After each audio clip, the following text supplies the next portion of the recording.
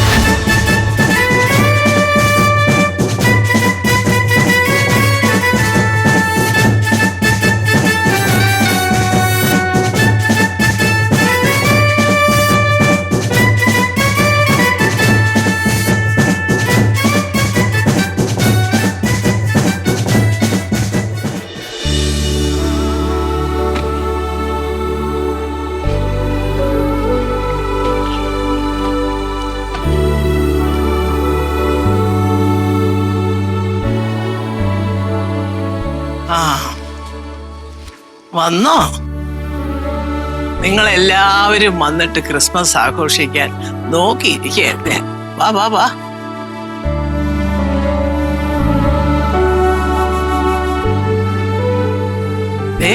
നിങ്ങൾക്ക് വേണ്ടി special Christmas cake ഒക്കെ ഉണ്ടാക്കി വെച്ചിട്ടുണ്ടമ്മ.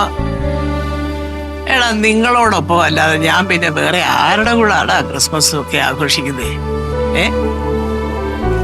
വാ വാ. അല്ല മുത്തുവേ, നിന്റെ ഗദ്ഗതവും ടെൻഷനും ഒക്കെ മാറിയോ? ബന്ധു ഇപ്പൊ എങ്ങനെയുണ്ട്?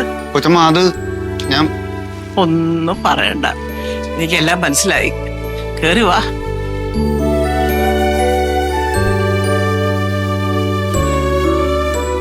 അമ്മ, പ്രസിഡന്റ് പറഞ്ഞപ്പോഴേ ഞങ്ങള് കാര്യങ്ങളൊക്കെ അറിയുന്നത്. അമ്മ പാവങ്ങളെ സഹായിക്കണം എന്നുള്ളത് ഞങ്ങളടുത്ത് പറഞ്ഞാൽ എന്തായിരുന്നു? അത് ശരി. ഇന്ന് അമ്മ ചെയ്ത ഈ ചെറിയ സഹായം മാത്രമേ എന്റെ മോൻ അറിഞ്ഞിട്ടുള്ളൂ. വലത് കൈ ചെയ്യുന്നത് ഇടത് കൈ പോലും അറിയരുതെന്നാ ദൈവം തമ്പുരാൻ പറഞ്ഞിരിക്കുന്നത്. ആഘോഷങ്ങളൊക്കെ നല്ലതാ ഒരു പരിധി വരെ. കഷ്ടം, ആ വയനാട് ദുരന്തത്തില് എത്രയോ പേർക്ക് വീടും കൂടി നഷ്ടപ്പെട്ട് ദുരിതത്തിൽ കഴിയുന്ന മക്കളെ. അതൊക്കെ ചിന്തിക്കുമ്പോ ചുമ്മാ കാശ് കളഞ്ഞ് ആവശ്യത്തിൽ കൂടുതൽ ആഘോഷവും ബഹളവും ഒക്കെ കാണിച്ച് അതിനൊന്നും അമ്മയ്ക്കിപ്പോ മനസ്സ് വരത്തില്ല. അത് നീ മനസ്സിലാക്കണം. അമ്മ, പലതും ഞങ്ങൾ അറിയാൻ വൈകിപ്പോയി. പോട്ടെ, സാരമില്ല. യേശുക്രിസ്തു ജനിച്ചതേ വലിയ കൊട്ടാരത്തിലൊന്നും അല്ല, പുൽത്തൊഴുത്തിലാ. അതൊക്കെയാ നമ്മൾ പഠിക്കേണ്ടതും മനസ്സിലാക്കേണ്ടതും കേട്ടോ.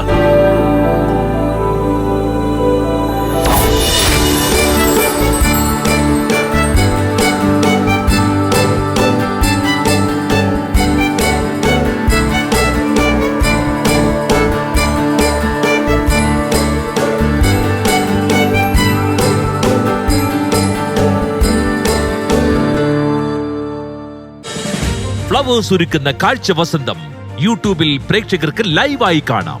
ഫ്ലവേഴ്സ് കോമഡിയിൽ ജോയിൻ ചെയ്യൂ, ആസ്വദിക്കൂ.